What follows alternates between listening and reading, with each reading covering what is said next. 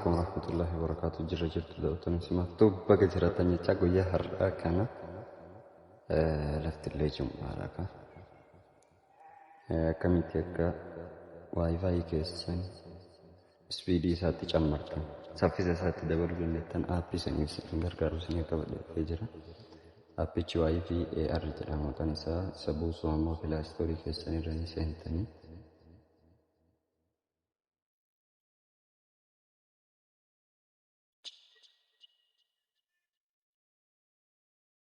erga isarra seentanii jettanii iddoo sarchii kanarratti ni barreeffattanii iddoo sarchii kanarratti waa'ee fi arreettanii komee dabalee barreessaa yeroo kiiboordii keessaan irratti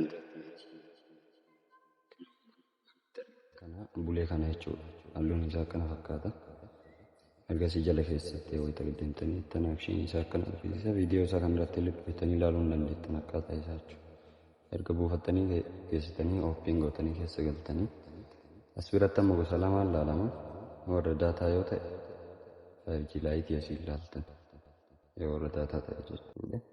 5G laayitii isaa achii ilaaltan yoo warra daataa hin ta'in ammoo duuba deebitanii waayifii irra deebistanii istaarti jettanii naannoo waayifaayin keessa hin jiru waayifaan isin irraa hidhattan sun jiru akkanatti teeknospaarkii eeka jedhu kanatti isinii argisiisa.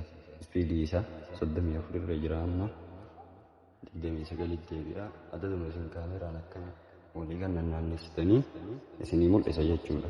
Irra olaanaa isaa yeroo argattanii jettan boota san ta'ettanii fayyadamuu dandeettanii jechuudha. Akkasanitti saffisa waayifaa keessaniitti dabalatuu dandeettan. Yoo argattu itanii ta'u waayifaan kun maal akka ta'ee fi laayitii immoo maal akka ta'e irraa argatuu dandeettan jechuudha. Isa yoo argattu itanii jettan kaameraa keessanii waraabdanii jennaan isinii mul'isuu danda'a.